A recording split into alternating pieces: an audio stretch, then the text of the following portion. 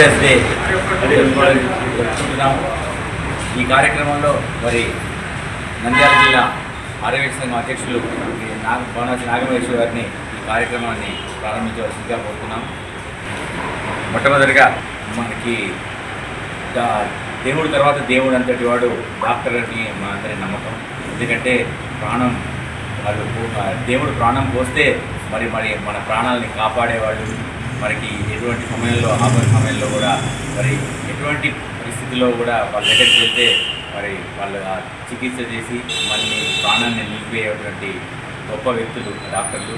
మరి ఆ డాక్టర్స్కి ఒకరోజు నేషనల్ డాక్టర్స్ డే అని విధాన్ చంద్ర రాయ్ వెస్ట్ బెంగాల్ సీఎంగా చేశారు. ఆయన డాక్టరు, వృత్తిపరంగా డాక్టరు. ఆయన జన్మించింది ఇదే రోజు, ఆయన జన్మితే కూడా ఇదే రోజు. అయితే అలాంటి పెద్ద గొప్ప వ్యక్తి ఆయన్ని గుర్తించుకొని మరి మన భారతదేశంలో నేషనల్ డాక్టర్స్ డేగా జరుపుకుంటుంది. ఈరోజు మరి ఈ దేవుళ్ళని మనకు కనబడుతున్న దేవుళ్ళని మనం సత్కరించుకోబోతున్నాం. మరి అదే భాగంగా ఈరోజు మన పెద్దలు మనకి ఈ నంద్యాల పట్టణానికి మొట్టమొదటి సర్జన్ అయినటువంటి డాక్టర్ సహదేవ్ గారిని ఈరోజు ఈ సందర్భంగా మనం సన్మానం చేసుకోబోతున్నాం.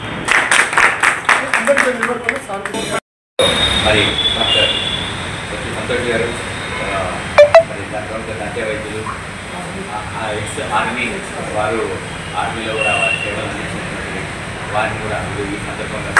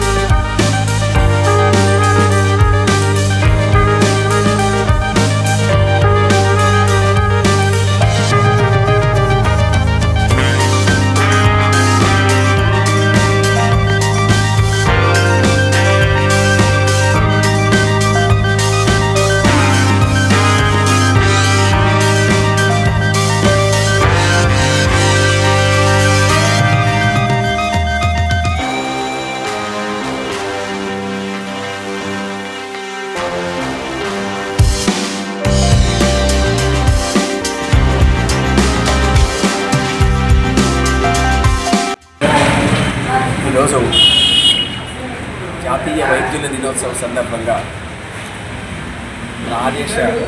ఆర్యవైశ్య జిల్లా సంఘంలో కమిటీ సభ్యులుగా ఉన్న డాక్టర్లను సన్మానించాలనుకున్న గొప్ప ఆశయాన్ని అధ్యక్షుల వారు శ్రీ భవనాసి నాగమహేష్ గారు తెలియచేసి ఈ కార్యక్రమాన్ని తమ స్వగృహంలో ఏర్పాటు చేయడం చాలా సంతోషకరమైన విషయం.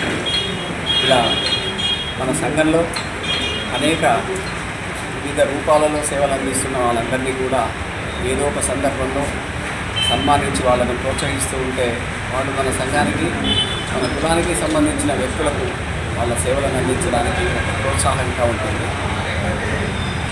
ఈరోజు ప్రాముఖ్యతను గురించి 2 మాటలు చెప్పుకోవడం సమంజసంగా ఉంటుందని అనిపిస్తుంది. డాక్టర్ బిధాన్ చంద్రయ్య గారు జూలై 1, 1882లో జన్మించి మళ్ళీ జూలై 1, 1962లో స్వర్గస్థులైనారు. వారు ఎంబీబీఎస్ చేసిన తర్వాత లండన్కి వెళ్ళి అక్కడ ఎంఆర్సీపీ, ఎఫ్ఆర్సీఎస్ చేయాలనుకుంటే ఆయన భారతీయుడైన కారణంగా 30 సార్లు ఆ డీన్ ఆయన రిజెక్ట్ చేశాడు. అయినా పట్టుదలగా తన సీటు సంపాదించి ఎంఆర్సీపీకి 4 సంవత్సరాలు, ఎఫ్ఆర్సీఎస్కి 4 సంవత్సరాలు పడుతుంది నిజంగా ఎవరికైనా. కానీ దాన్ని 2 సంవత్సరాల 3 నెలల్లో ముగించినాడంటే ఆయన ప్రతిభా విశేషాలు ఏమిటో మనం ఆలోచించవచ్చు. మరి అంత గొప్ప ప్రతిభ కలిగిన వ్యక్తి ఈ కాలంలాగా అట్లే విదేశాల్లో స్థిరపడిపోయి తన సంపాదన చూసుకునే వాళ్ళని మనం ఈ ఆధునిక కాలంలో చూస్తున్నాం. లేదా భారతదేశానికి వచ్చి తమ సొంత సంస్థలను నిర్మాణం చేసుకుని తమ అభివృద్ధిని మాత్రమే కాంక్షించే వాళ్ళని చూస్తున్నాం. ఆయన భారతదేశానికి వచ్చి కలకత్తా నగరంలో ఒక వైద్య సేవలు అందిస్తూ కలకత్తా కార్పొరేటర్గా, ఎమ్మెల్యేగా, ముఖ్యమంత్రిగా తన చివరి చనిపోయే రోజు దాకా 14 సంవత్సరాల పాటు ముఖ్యమంత్రిగా ఉన్నారంటే ఆయన చనిపోయే రోజు కూడా ఉదయం పూట తన పేషెంట్లను చూశారు.